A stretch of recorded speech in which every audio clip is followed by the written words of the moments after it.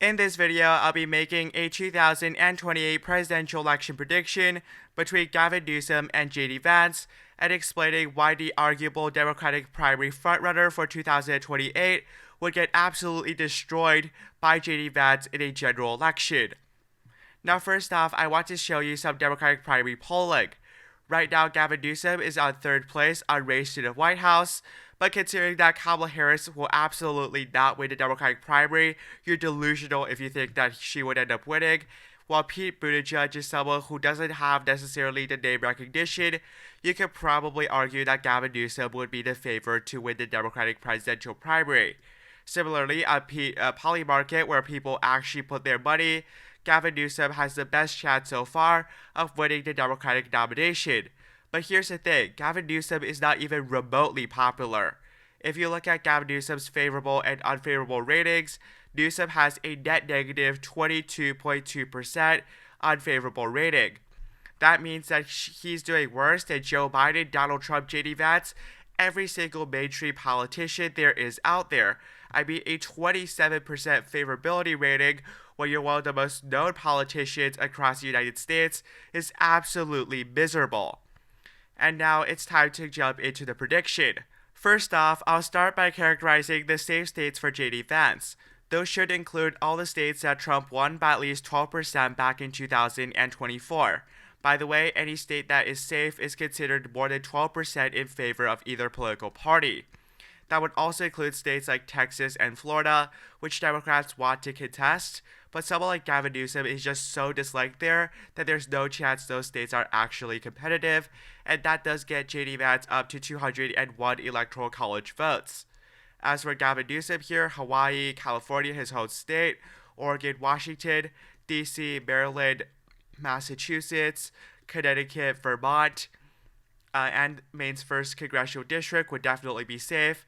I also think Delaware and Rhode Island probably be over 12%, but some of the other states could be considered more competitive. For instance, states like the states of Illinois, New York, and New Jersey, we all know they're going to go for Gavin Newsom by pretty solid margins, albeit Gavin Newsom would definitely still significantly underperform in all of these states. For example, in New Jersey, Biden won the state by 15.9. Obama won the state by 17.7, and Harris only won the state by 5.9. Realistically, Newsom could win the state by even less than Kamala Harris. Similarly, in New York here, Biden won the state by 23, Obama won the state by 28.2 in 2012, and Harris won the state by 12.6. Realistically, Newsom might end up winning the state by single digits, but New York City is still way too blue for the Republicans to actually flip the state. Anyways, I think that Gavin Newsom is not that well liked in the East Coast, but at least he is a Democrat. He's going to win those states. In the state of Illinois, a similar story here. Cook County is too Democratic, and thus it's still going to be likely Democrat, albeit Gavin Newsom will probably underperform. Colorado and the state of Virginia, those are going to be likely Democratic states. Again, I think that Newsom will slightly underperform, but those are trending blue states, so Gavin Newsom should be able to win both of those states there. Now for JD Vance here, I have Maine second here as likely Republican. The district voted for Trump by, I believe, around 9% back in 2024. I think that JD Vance will be able to improve on that, especially because Newsom doesn't really have that, rural appeal. That being said, I don't know if the district will go over 12, so it's still considered likely. Ohio is Vance's safe as home state, and we see that in the 2024 presidential election, he was still a very articulate person. He's able to communicate to the working class well. He should be able to win the state by about 11 to 12%, which would be right around a likely to safe margin. Now we go to some of the more competitive states, and I'm going to go in geographical order here. In the state of Nevada here, this is a state that is trending more Republican. If you look at back in 2008, for example, Obama actually won the state by 12.5% over John McCain. You go to 2012, the state was decided by 6.7%. 2016 by 2.4, 2020 by 2.4, and all of a sudden in 2024, Trump becomes the first Republican to win the state in 20 years. Now, obviously, the state of Nevada here has seen some shifts, specifically in Clark County, which is like 2/3 of the state's population. Clark County, home to Las Vegas casinos and a huge population, home to a huge Latino population. Those are the type of demographics should shift heavily away from the Democratic Party. Democrats might even lose Clark County in 2028, which would be really bad for the Democratic Party in general. Democrats have lost a lot of Hispanic and African American voters, and thus Clark County should be going into the Republican column here. And I think that Nevada would be decided by about 4 to 5%, or still a leading characterization.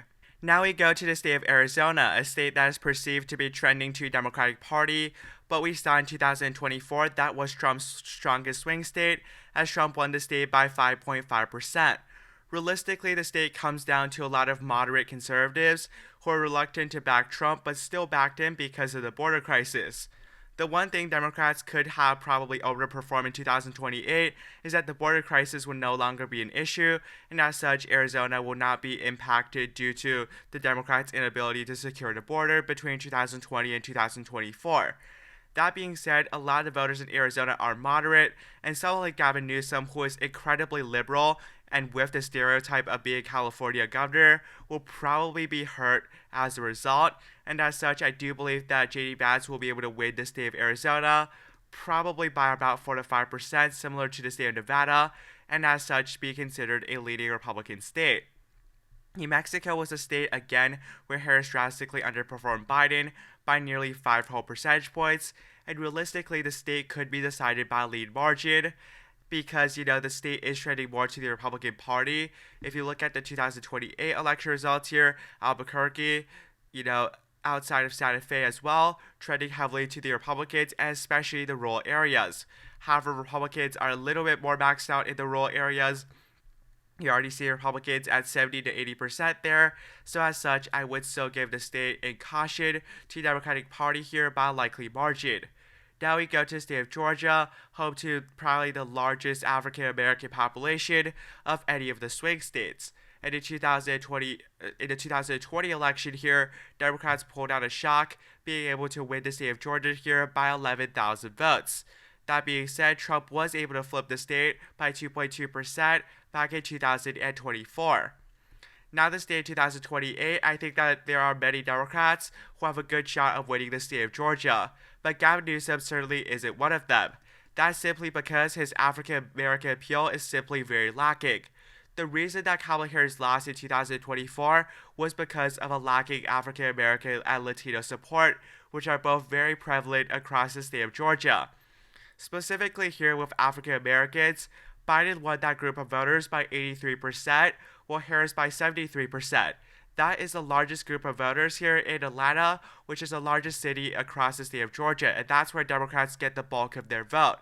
If, Gavin Newsom, this out-of-touch liberal from the state of California, as most voters perceive him, especially the suburban areas, which are very crucial around the Atlanta region, if that is the perception of Gavin Newsom, that's going to hurt him, especially with these moderate voters. A lot of these, moderate Republicans around the suburban areas surrounding Atlanta really bit their lips and voted for Biden in 2020, and they switched to not voting or voting for Trump in 2024. Those are the type of voters that Gavin Newsom needs to win, and Newsom is simply not the candidate for the Democratic Party to win those group of voters. And as such, I would say the state of Georgia right now is also considered leading to the Republican Party. And now we go to the state of North Carolina here. North Carolina was the only really competitive state which Donald Trump won in the 2020 presidential election.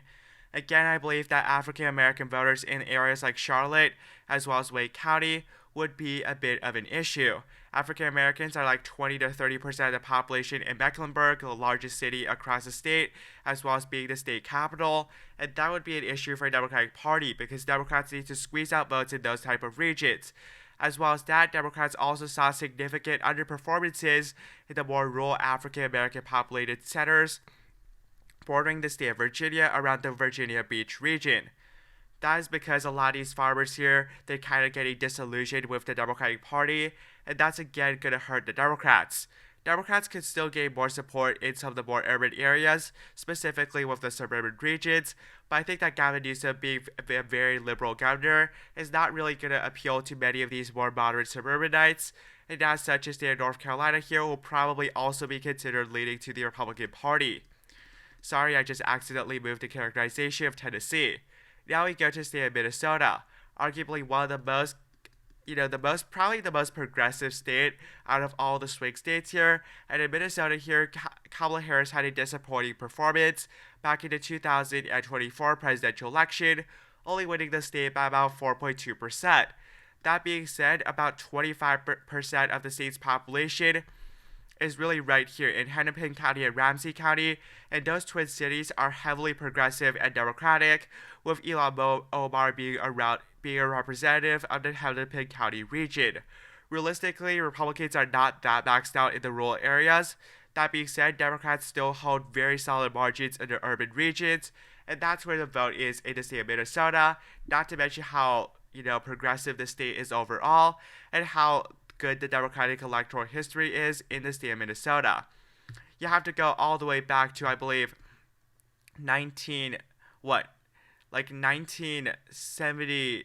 No, you have to go all the way back to 1956 or something in order to see a Democrat losing the state of Minnesota.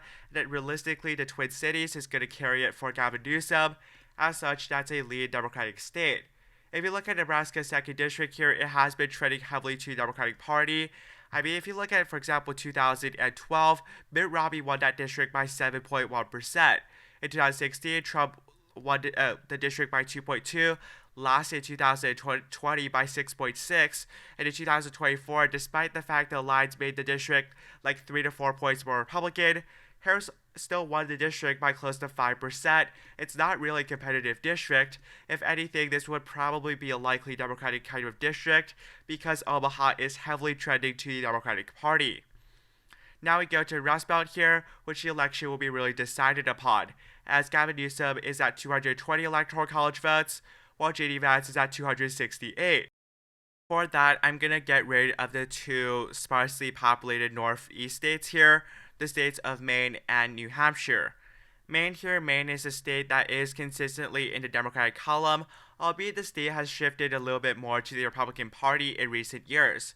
That being said, Maine is still the state of Maine, albeit the state has a ranked choice voting system, which means that technically if the Democratic Party, Gavin Newsom in this case, falls below 50%, the state could take a long time to count its ballots.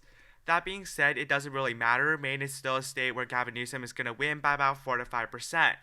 New Hampshire is an interesting one here, as Trump said a lot of bad things about the state. He said the state was a quote-unquote drug-infested state, I believe, and as such, the state did not respond well to Trump in 2020. That being said, in 2024, Donald Trump had a very solid performance in the state of New Hampshire, only losing the state by 3% to the shock of many political pundits. The state is considered trending Democratic, and it is more college-educated and more white. As such, the state is probably the type of demographic in which Democrats would expect to gain grounded. Gavin Newsom may not be the best Democratic candidate for that, but New Hampshire is still going to vote for Newsom by about 3 to 4%, in my opinion. And now we go to the Rust Belt, and that is where Gavin Newsom shows the biggest weaknesses. He's often very much considered a kind of out-of-touch liberal type of character, and as such, that's not going to play very well in the Rust Belt, where workers are the most important voting bloc, and winning in the cities doesn't mean you're going to win the state.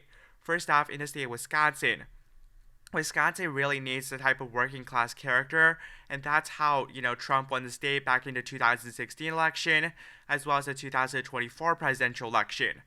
Realistically, the state will be decided in the wild counties, the rural areas, as well as Dane County and Milwaukee. Realistically, I don't think that Gavin Newsom will significantly underperform in areas like Dane and Milwaukee. Democrats have a very solid base there. They're very liberal cities, and as such, Gavin Newsom should be able to hold his own in those regions. However, the wild counties are more, they're more toxic for Donald Trump, but I think that J.D. Vance will probably do better than Trump in those areas and probably gain a few thousand votes there. And in the rural areas, realistically, Gavin Newsom needs to claw back the Democratic margins in the Republican margins in those regions. But Gavin Newsom is very much considered very out of touch, and he's still much too liberal for a lot of these rural voters. And as such, I would consider the state of Wisconsin here as a state that is probably tilting towards J.D. Vance right now, if not leaning. Now we go to the state of Michigan here. Michigan in 2024 went to Trump by 1.4%, surprisingly more than the state of Wisconsin. Now, there is an issue here for the Republican Party, that being the Arab American vote. The reason that Kamala Harris lost the state was because she significantly underperformed in Detroit, pretty much losing compared to Biden almost 80,000 votes there, which is almost identical to the overall statewide margin for Donald Trump across the state. That being said here, even though I believe that actually Gavin Newsom will do better in Detroit than Kamala Harris, because the Arab American vote, especially from Dearborn, Detroit, will go more in favor of the Democratic Party, now that Trump has really been more supportive of Israel than many Arab Americans probably anticipated. That being said, I still believe that Republicans are still favored in the state of Michigan. Just because Republicans aren't that maxed out in the rural areas, you can still see J.D. Vance gaining more votes, and realistically, suburban areas like Macomb and even Oakland, Macomb being more blue-collar while Oakland being more white-collar, I think all of these suburban regions, a lot of more moderate voters there who voted for Joe Biden in 2020 were more hesitant in 2024. Those are voters that would probably vote third party, not vote at all, or even vote for J.D. Vance in 2028, just because how disapproved Gavin Newsom is across the country, especially in areas outside of the state of California. Thus, I would say that the state is still going to be considered tilting to the Republican Party. And now we go to the state of Pennsylvania, where again the working class population is extremely significant.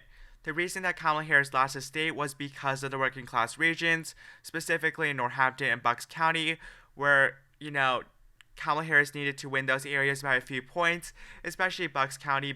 Biden won the county by almost 5%, and Kamala Harris actually lost the county, being the first Democrat in decades to end up losing there on a presidential level. Well, if you look at Erie County, a very similar story there. That's also a college town, and that's the type of regions where Gavin Newsom needs to end up gaining ground. The issue here is that the rural areas are very Republican, very conservative, and still those are areas where Republicans have historically done very well in. And although I don't believe that J.D. Vance will improve in the rules, I think he'll hold his own. And I think that Gavin Newsom isn't particularly appealing in areas like Bucks County, where the average median salary is low and where there's a lot of working class voters. And here's a problem for the Democratic Party. Trump already won the state over Kamala Harris by over 120,000 votes back in 2024, and yet Democrats are consistently slipping in Philadelphia.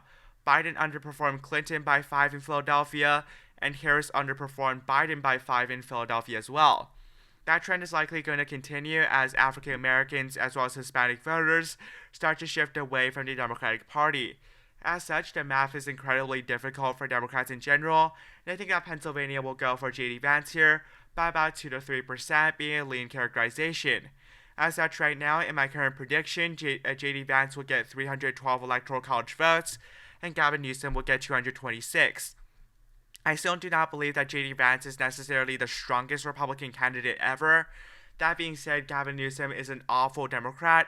In terms of electability, he has an awful approval rating, and as such, the fact that he is a Democratic frontrunner for president in 2028 should horrify many Democrats. In my opinion, he has essentially zero chance to win the election unless something really goes wrong in the next 4 years. Thank you so much for watching. Have a nice day. Goodbye.